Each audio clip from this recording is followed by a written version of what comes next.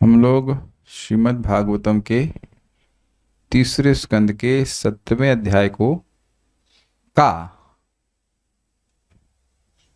पुनरावलोकन देख रहे हैं। और बात यह हुई थी कि पिछले अध्याय में देवतागण खराब परेशान थे और उनके उस पूरी घटना बताए थे, कैसे जय विजय को शाप पेला था और उसके बाद वो दिति के गर्भ में हैं। और ब्रह्मा जी ये भी बताए कि भगवान जो सबके रक्षक हैं वह वह इसको ऐसा करना चाहते हैं, हम ऐसे कुछ अन्यथा नहीं कर सकते हैं। लेकिन इतना स्पष्ट हो गया देवताओं को कि इस समय संहार का समय नहीं है, तो भगवान पालन करेंगे। भगवान की कुछ विशेष इच्छा से वैसा कर रहे हैं। मैत्रेय उवाच निशम्यात्मभुवा गीतम कारणम शंकयोज्जिताः ततः सर्वे निवर्तन्त त्रिदिवाया दिवौकसः। मैत्रेय वाचा अर्थात मैत्रेय मुनि ने कहा, निशम्य सुनकर, क्या सुनकर? आत्मभवा गीतम, आत्मभवा मतलब ब्रह्मा जी के गीत अर्थात व्याख्या को। किस संबंध में? कारणम शंकय, कारणम मतलब जो उनको डर भय लग रहा था, ये जो अंधकार व्याप्त हो रहा था ब्रह्मांड में, उसके कारण को सुनकर, उसकी व्याख्या सुनकर शंकय उज्जता, जो देवताओं की शंका थी वह उज्जता, वह नष्ट हो गई। तथा उसके बाद सर्वे सभी देवता निवर्तन्त लौट गए। कहाँ पे? त्रिदिवाया दिवौकसा। दिवौकसा मतलब दिव अर्थात स्वर्ग में रहने वाले, त्रिदिवाय अर्थात तीसरे जो प्लान, मतलब कह सकते हैं कि स्वर्ग आदि को, वहां पे वापस लौट चले गए। तो इन लोगों की शंका समाप्त हो गई थी, लेकिन दिति को इधर शंका थी। दितिस्तु भर्तुरादेशात् अपत्य परिशंकिनी पूर्णे वर्षशते साध्वी पुत्रौ प्रसूषुवे यमौ। दितिस्तु, किंतु दिति भर्तुर अर्थात अपने पालक, अपने स्वामी के आदेश से कि तुम्हारे बच्चों का वध भगवान विष्णु करेंगे और तुम्हारे बच्चे देवताओं को बहुत परेशान करेंगे, इस कारण से अपत्य परिशंकनी, अपने बेटों के संबंध में बहुत ज्यादा वह शंका कर रही थी। शंका मतलब भय कर रही थी। इस कारण पूर्णे वर्षशते साध्वी, उस साध्वी अर्थात उस पतिव्रता स्त्री ने 100 वर्ष के पूर्ण होने तक पुत्रौ प्रसुषुवे यमौ, उन दोनों पुत्रों को, जो उसके दोनों पुत्र थे, दोनों पुत्रों को जन्म दिया। प्रसुषुवे मतलब उसके बाद उसने जन्म दिया।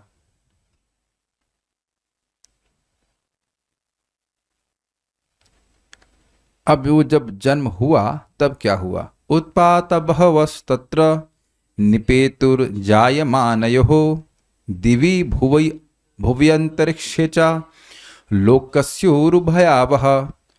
बहवा बहुत, तत्र बहवस उत्पातः, बहुत सारे उत्पात, निमेतु मतलब प्रकट हुए, जायमानयो उन दोनों के, जायमान अर्थात उन दोनों बच्चों के पैदा होने पर बहुत प्रकार के उत्पात उत्पन्न हो गए।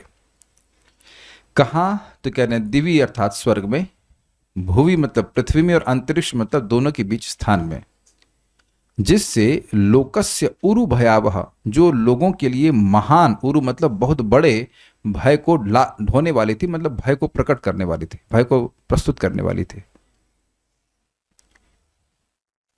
क्या उत्पात थे? उसका वर्णन हो रहा है। सहाचला भुवेश्चेलुर दिशः सर्वा प्रज्वलुः सोल्काश्चाश्नयः पेतुः केतवश्चार्ति हेतवः। सह अचला, अचल अर्थात पहाड़ों के साथ, भुवि पृथ्वी, चेलुओं का मतलब है हिलने लगी, कंपायमान होने लगी। दिशा सर्वा प्रज्वलु, सारी दिशाएं मानो जलने लग गई। स उल्काश्च अश्नयः, उल्का पिंडों के साथ, अश्नयः मतलब अशुभ ग्रह। और पेतु को क्या अर्थ लिया गया है? हाँ, पेतु मतलब गिर पड़े, गिर पड़ेगा मतलब क्या था भाई?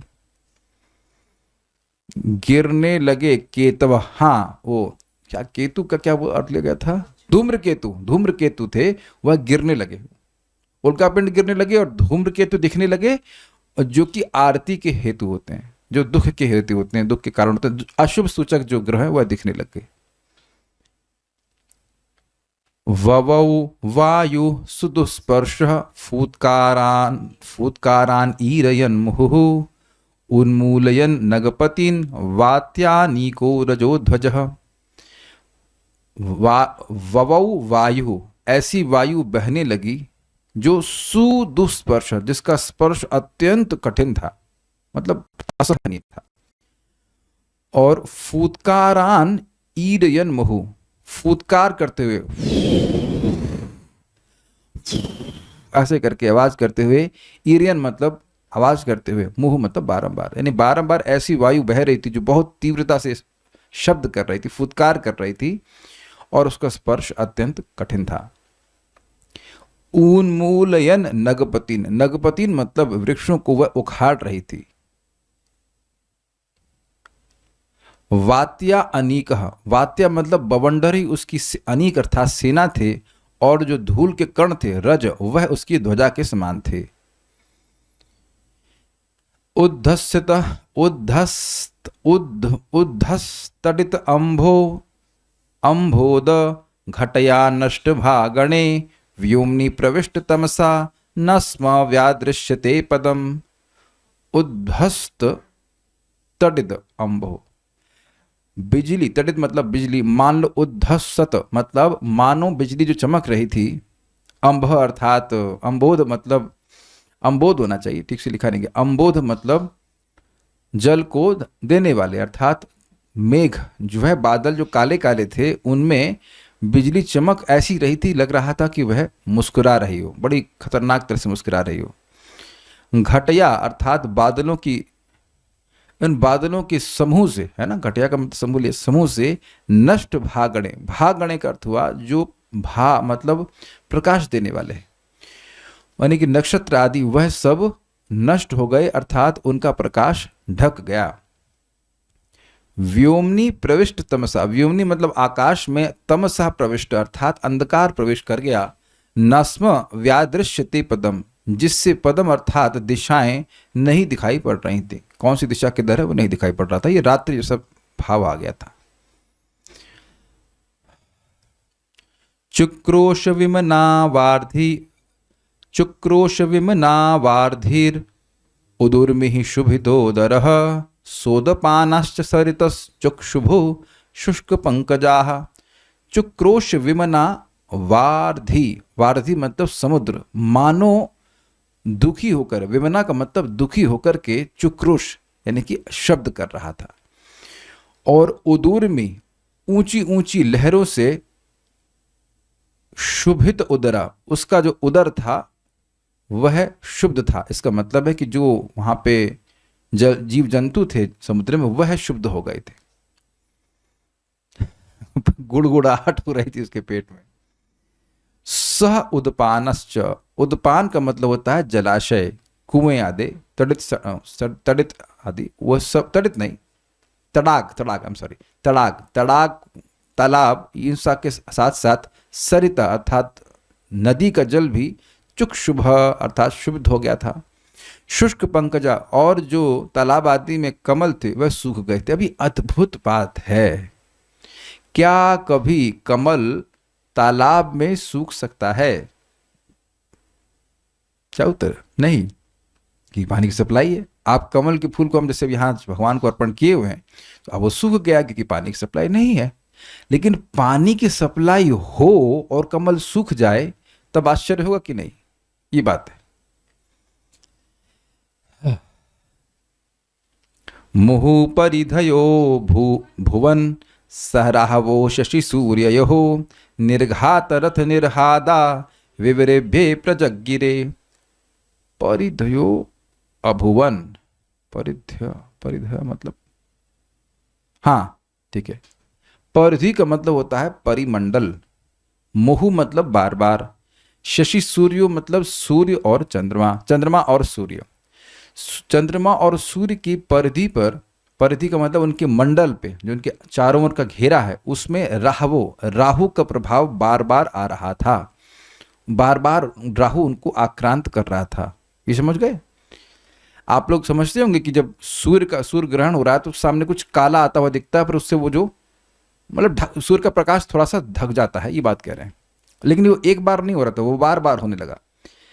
निर्घाता रथ निर्ह्रादा, निर्घाता का अर्थ, हाँ निर्घाता का मतलब था बिना बादल के आवाज, हाँ मेघ गर्जना हो रही थी, और रथ निर्ह्रादा रथों की आवाज हो रही थी। विवरेभ्य, विवरेभ्य मतलब गुफाओं में रथों की आवाज हो रही थी, और प्रजगिरे मतलब हो रही थी, होने लगी, यही बात है। अंतर्ग्रामेषु मुखतो वमन्त्यो वह्निमुल्बणम् सृगालोलुककण्टकारैः प्रणयदुरशिवं शिवाः। अंतर्ग्रामेषु, ग्रामेषु मतलब गांव के अंदर, अंतर्ग्रामेषु मतलब गांव के अंदर। मुखतो वमन्ति वह्निम उल्बणम, वह्नि मतलब अग्नि, अग्नि को मुख से वमन करती हुई। उल्बणम का अर्थ क्या है? तीव्र, इज इट नॉट? हाँ, धधकती हुई अग्नि को वमन करती हुई श्रृगाल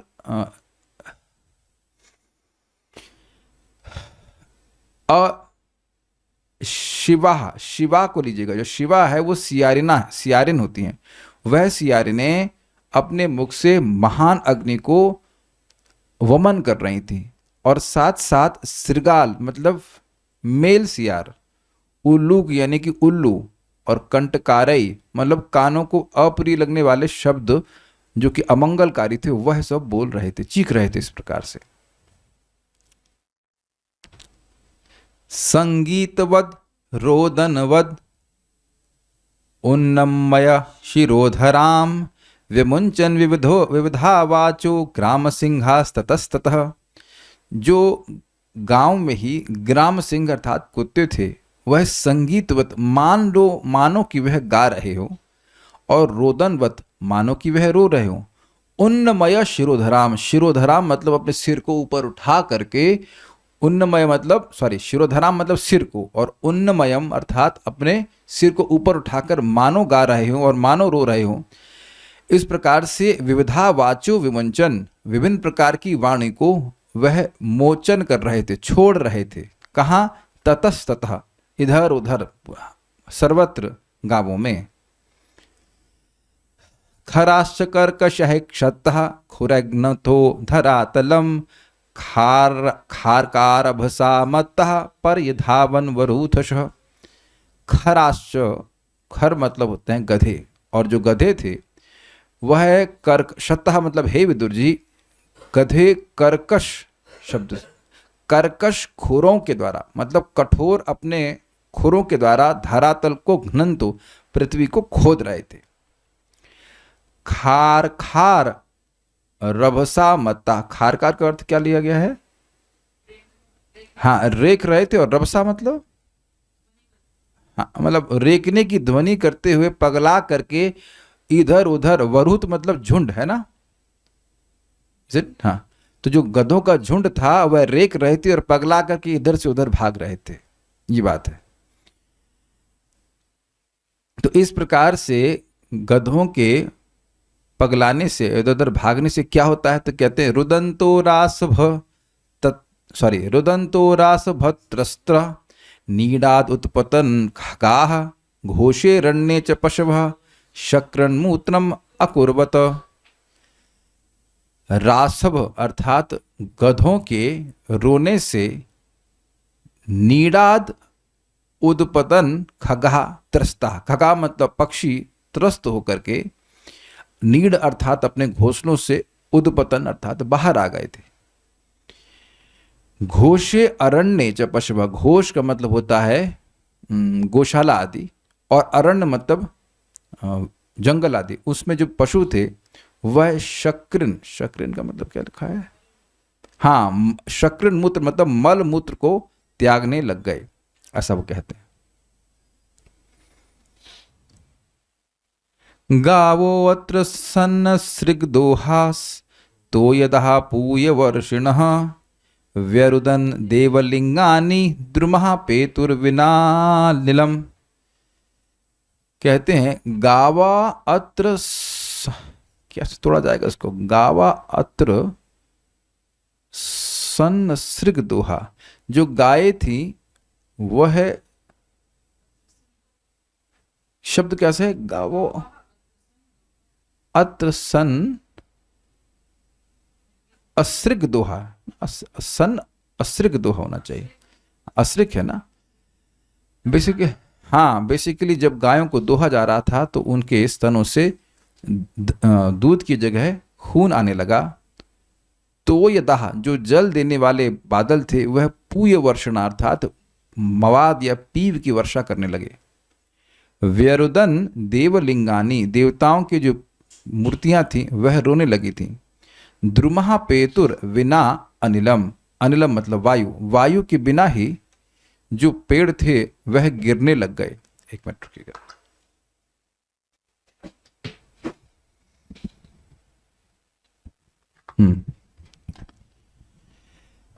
देखिए, पहले आपने सुना था कि वायु से पेड़ गिरने लगे थे, और अब आप सुन रहे हैं कि वायु के बिना ही पेड़ गिरने लग गए थे। इस प्रकार की बातें थी।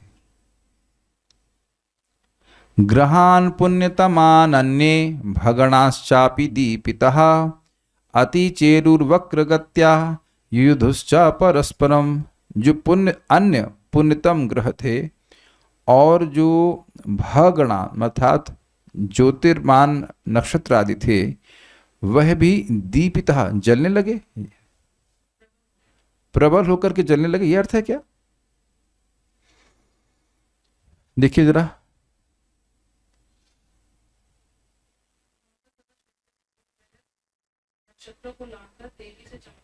हाँ लेकिन मैं कुछ गलत बोल गया। ग्रहान पुण्यतमान अन्य, हाँ जो पुण्यतम ग्रह उनसे जो अन्य अर्थात अलग ग्रह अर्थात जो पुण्य नहीं है वह ग्रह और वह नक्षत्र भी बहुत अधिक चमकने लगे, ये बोल रहे हैं। अति चेरुर, क्या अति चेरुर का अर्थ हुआ? चेरु का क्या अर्थ होता है? हाँ, अति चेरुर वक्र कहता है, उनको लांग करके टेढ़ी गति के द्वारा युद्धुश्च परस्परम, और अपने परस्पर वह युद्ध करने लगे। दृष्टान अन्याश्च महोत्पातान अतत् तत्वविदः प्रजा ब्रह्मपुत्रा नृत भीता मेनिरे विश्व संप्लवन। दृष्टा अन्याश्च महोत्पातान, इस प्रकार के महा उत्पात को देखकर अतत् तत्वविदः, जो उसके उनके तत्व को नहीं जानने वाले थे, ऐसी प्रजा ब्रह्मपुत्रा नृते भीता, ब्रह्मपुत्र अर्थात 4 कुमारों को छोड़कर वह प्रजा भयभीत होने लगी। क्यों? मेनिरे विश्व संप्लवम, यह मानने लगे कि विश्व का संप्लव अर्थात नाश होने को आ गया है। ओके, अब बच्चों का जन्म हो गया है तो उसका कहते हैं तावदादि दैत्यो सहसा व्यजमानात्म पौरुषौ ववृधात अश्मशारेण कायनाद्रिपति इव। तौ तौ आदि दैत्यो, ऐसे तोड़ेंगे तो समझ रहा ना, तौ के बाद आदि है ना, वो दोनों आदि दैत्य सहसा तुरंत ही व्यज्यमाना आत्म पौरुष, अपने पूर्व सिद्ध पौरुष को प्रकट करते हुए अश्मसारेण विवृधाते, अश्मसारेण कायेन विवृधाते।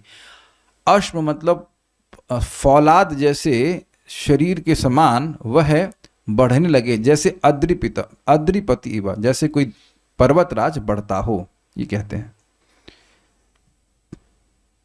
अब उन्हीं का वर्णन कर रहे हैं। दिवि स्पृशौ हेम किरीट कोटिभिः निरुद्ध काष्ठौ स्फुरदंगदाबुझौ गाम कंपयन्तौ चरणैः पदे पदे कट्यासु कांचार्कमतीत्यतस्थु। दिवि स्पृशौ, वह इतने बड़े हो गए थे कि देवलोक को वह स्पर्श कर रहे थे।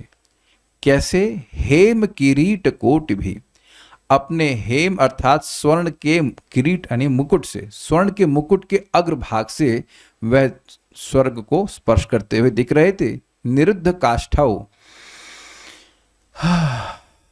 वह अपने शरीर के आयतन से बाय वॉल्यूम वह दिशाओं को निरुद्ध करते हुए दिख रहे थे। लग रहा था कि सभी दिशाओं को वह ब्लॉक कर रहे हैं। स्फुरद अंगदा भुजौ, उनकी भुजाओं पर अंगद अर्थात कड़े वह चमक रहे थे। इस फोटो में भी आप देख ही रहे हैं कि हिरण्याक्ष के बाजू पर कुछ बाजूबंद से कहा जाता है वह था। और गाम कंपयन्तौ चरणे पदे पदे, वह अपने चरणों से गाम अर्थात पृथ्वी को पद पद पर कंपायमान कर रहे थे।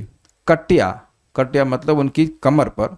सुकांच्या, एक सुंदर करधनी थी जिसके द्वारा अर्कम अतीत्य, सूर्य का प्रकाश लांघा जा रहा था।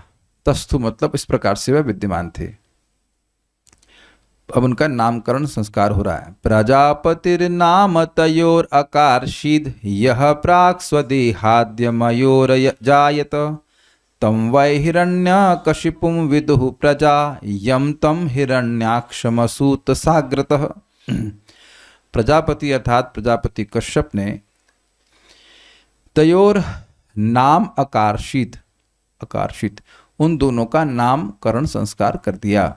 यह प्राक स्वदेहात, जो उनकी देह से पहले, यमयो मतलब दोनों का, जह प्राक स्वदेहात अजायता, जो उनकी देह से पहले प्रकट हुआ था, तम वह हिरण्यकशिपुं विदु, उसको हिरण्यकशिपु प्रजा ने जाना। यम तम हिरण्याक्षमसुत साग्रता, और जो अपनी मां के गर्भ से पहले प्रकट हुआ था उसको हिरण्याक्ष कहा गया था। तो यद्यपि हिरण्याक्ष का जन्म मां से के द्वारा पहले हुआ था, लेकिन क्योंकि हिरण्यकशिपु का कंसेप्शन अगर कहा जाए वो पहले हुआ था, इसलिए हिरण्यकशिपु को बड़ा भाई कहा जाता है और हिरण्याक्ष को छोटा भाई कहा जाता है।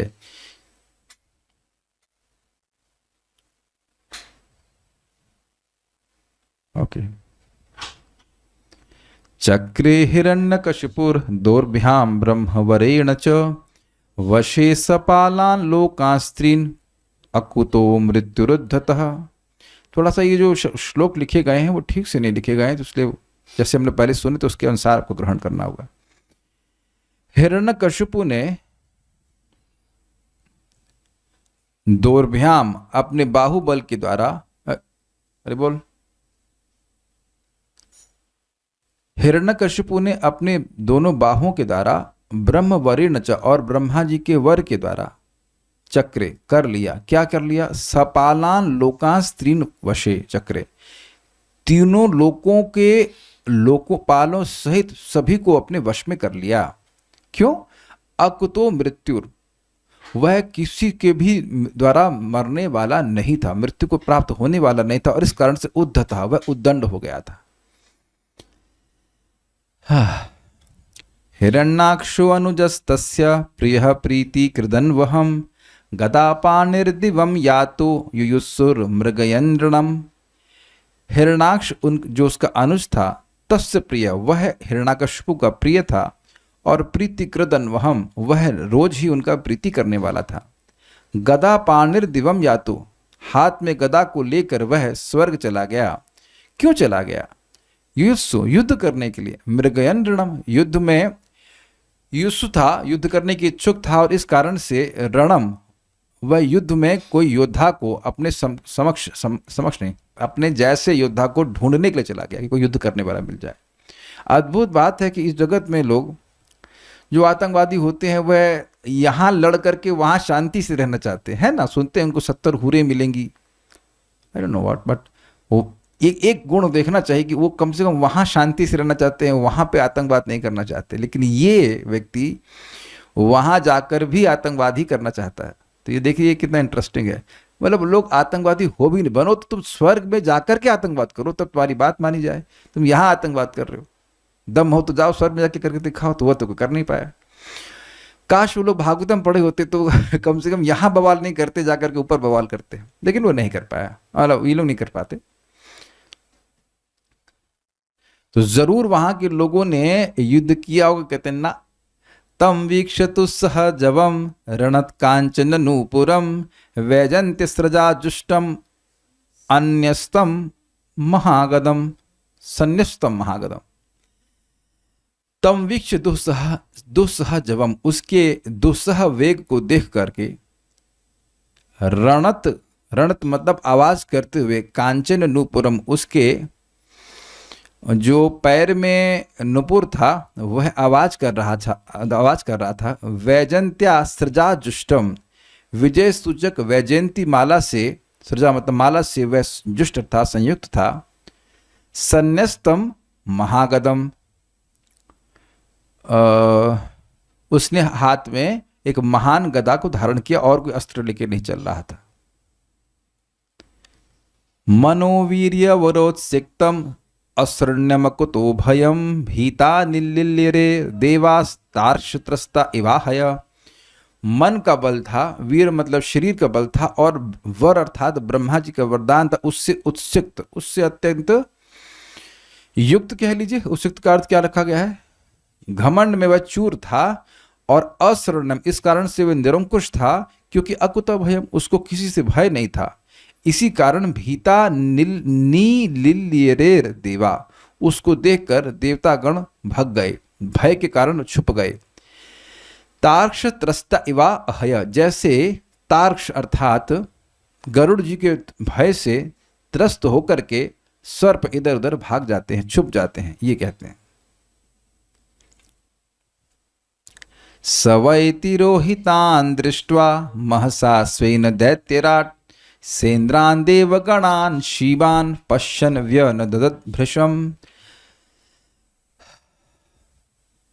सह वै, ऐसे हिरणाक्ष को देखकर तिरोहितान, तिरोहित हो गए, महसा स्वेन दैत्यराट, उस दैत्यों के राजा के खुद के महसा अर्थात तेज से ही, उसको देख करके ही देवतागण तिरोहित हो गए। कौन? स इंद्रान देवगणान, देवताओं इंद्र के साथ जितने भी देवगण थे वह सब तिरोहित हो गए। शिवान, जो पहले मदांध थे वह सब भाग गए। पश्चन अर्थात उस हिरणाक्ष को देख करके। ऐसा सॉरी मिस्टेक हुआ। दृष्टवा मतलब ऐसे हिरणाक्ष को देख करके वो सब भाग गए। इस प्रकार से उनको अपश्यन, देवताओं को नहीं देख करके, व्यनदद भृशम, उसने बहुत भृशम भयंकर नाद किया, चिंघाड़ा होकर, देखो कोई नहीं मुझसे युद्ध करने के लिए। ततो निवृत्त क्रीडिष्यन् गंभीर भीम निस्वनम विजगाहे महासत्वो वार्धिम मत्त इव द्विपः। वहां से यानी स्वर्ग से निवृत्त होकर क्रीडिष्यन्, क्रीड़ा करने की इच्छा से, गंभीरम गहरे वार्धिम अर्थात समुद्र में, भीम निस्वनम भयंकर आवाज करते हुए, विजगाहे यानी कूद गया। क्यों ऐसा वो क्यों कर पाया? तो कहते महासत्व अर्थात वह महान बलशाली था। जैसे द्विपह मत एवं, जैसे एक मतवाला हाथी होता है वैसा, जैसे मतवाला हाथी पानी में प्रवेश करता है, तालाब में प्रवेश करता है, वैसे वह उस पे प्रवेश कर गया। तस्मिन् प्रविष्टे वरुणस्य सैनिका यादो गणाः सन्नधियः ससाध्वस अहन्यमाना अपि तस्य वर्चसा प्रदर्शिता दूरतरम प्रदुद्रुवुः। कहते हैं कि तस्मिन् प्रविष्टे, उस समुद्र में प्रवेश करके, जब उसने समुद्र में प्रवेश किया, वरुणस्य सैनिका यादोगण, जो वरुण देवता, जल के देवता के सैनिक, वो जो जलचर जीव थे, सन्नदिया, वो हक्के बक्के हो गए। क्यों? साधुसा, भय के कारण, भय से युक्त होने के कारण वे हक्के बक्के हो गए। अन्य अहन्य माना अपि, यद्यपि वह उनको मार नहीं रहा था, तब क्यों हो गए? तो कह रहे तस्य वर्चा, उसके तेज से, उसके प्रभाव से ऐसा हो गया। और उसके प्रभाव से प्रदर्शिता दूरतरम प्रदुद्रुवुः, प्रदर्शिता का अर्थ क्या लिया गया है? घबरा कर बहुत दूर दूर वह, प्रदुद्रुवुः मतलब बहुत तेजी से भागने लगे। सवर्ष पूगानुदधौ महाबलश्चरन् महोर्मिश्वसन् एरितान्मुहुः मौर्व्याभिजग्ने गदया विभावरीम् आसे दिवांस्तात पुरीं प्रचेतसः। सह, वह व्यक्ति यानी हिरणाक्ष, वर्ष पुगान, अनेक वर्षों तक, उदधौ जल में, महाबल चरण, वह बहुत महान बलशाली था और वह समुद्र में विचरण कर रहा था इधर से उधर। महो उर्मी उश्वसन ईरितान मुहु, है ना, ईरितान शब्द है ना। जो महान समुद्र में, समुद्र में जो महान लहरें वायु के कारण उत्पन्न हो रही थीं, उनको वो बार बार मार रहा था। कैसे? मौर्व्या, मौर्व्या का अर्थ लिया गया था लोहमयी गदा, उसके द्वारा वह मार रहा था। और एक और बात वहां पे छूट गई थी, मौर्व्या मतलब जो मूर्वा नामक घास से बांधी जाती है वैसी गदा। श्रीधर समय पास समझाते हैं इसको, मैं उधर छूट गया था, पता नहीं कैसे छूट गया, लेकिन अब जो भी है, इट सीम्स कि कुछ बेल्ट से या किसी तरह से वो व्यक्ति के शरीर से बांधी जाती है, ऐसा कुछ होता होगा, हमको नहीं पता इसके बारे में डिटेल, लेकिन उस मूर्वा नामक घास से बांधी जाती है, इसलिए उसको मौर्वा कहते हैं। जगने नहीं, जगने का मतलब होता है मारा मारा। तो ईरितान का मतलब क्या है? हाँ, उठी हुई। उठी हुई क्या? उठी हुई वो तो ठीक है, लेकिन महाउर्मी उच्छ्वसन, उच्छ्वसन, हाँ ओके ओके ओके। देखिए, महाउर्मी मतलब महान लहरें, उच्छ्वसन मतलब वायु, और ईरतान मतलब उठी हुई।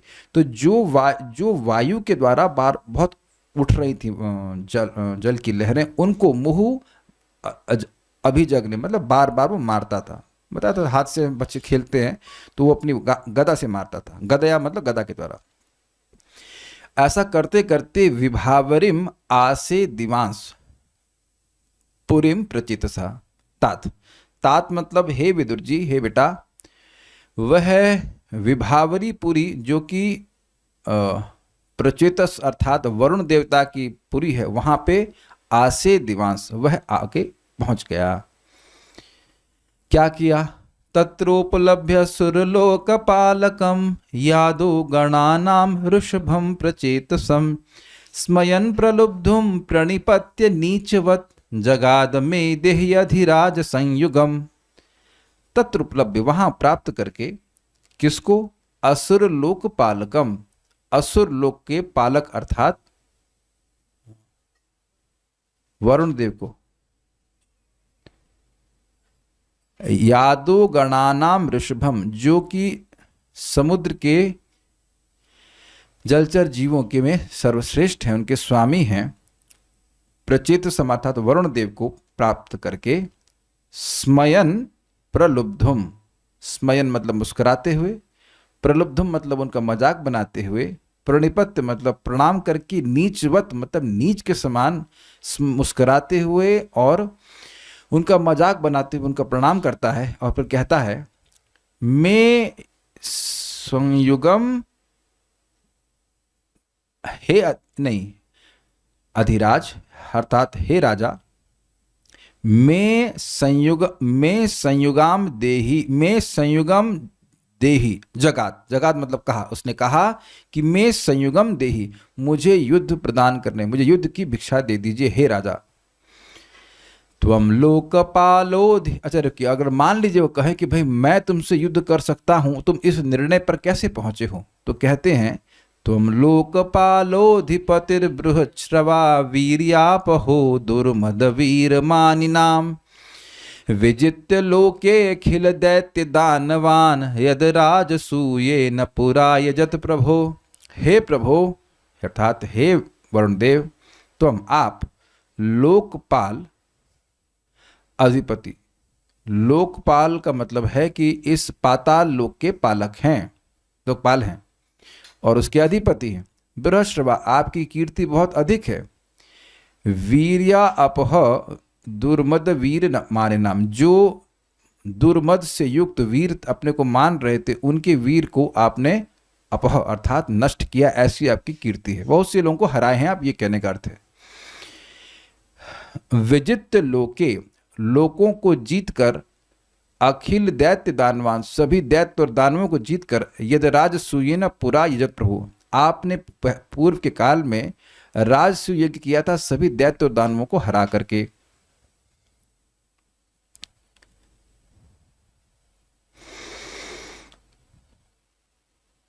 अब इस बात को सुन करके वरुण देव क्रोधित हुए, लेकिन अपनी बुद्धि के द्वारा क्रोध का वह संवरण कर लिए।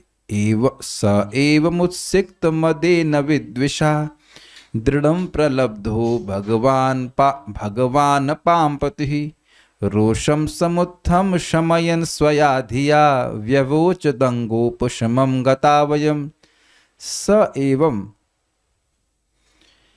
ऐसे वह वरुण देव उत्सिक्त मदेन विद्विषा। स एवं को मतलब कौन था? वह असुर था कि वह वरुण देव है ना? वह वरुण देव उत्सिक्त मदेन, मद के कारण जो अत्यंत घमंडी, विद्विषा अर्थात जो उनका शत्रु वह हिरणाक्ष नामक असुर था, उसको दृढ़म प्रलब्धो, दृढ़ का मतलब क्या रखा गया यहाँ पे?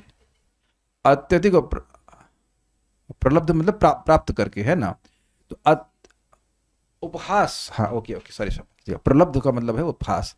जब उनका इस प्रकार से उनका जब अत्यधिक उपहास किया गया था, तो भगवान अर्थात वह पूज्य वरुण देव, अपाम पति मतलब जल के जो पति हैं, उनमें रोषम समुत्थम, उसमें उनमें क्रोध अत्यंत उत्पन्न हुआ।